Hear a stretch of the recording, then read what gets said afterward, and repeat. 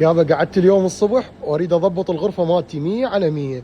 اريد اجيب لها سبلت لان الجو صار حار. وبعد رحله بحث دامت 3 ساعات اشتريت سبلت مستعمل نظيف. بعد ما اشتريت السبلت هنا أنا علاء البطل راح يشد لي اياه.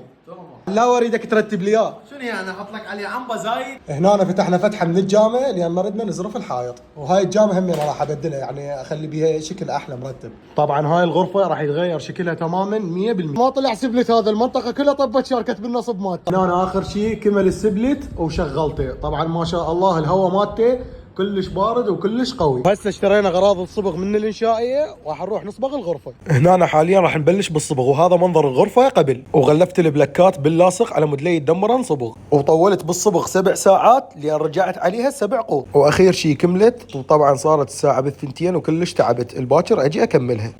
واخير شيء الغرفه صارت بهذا المنظر.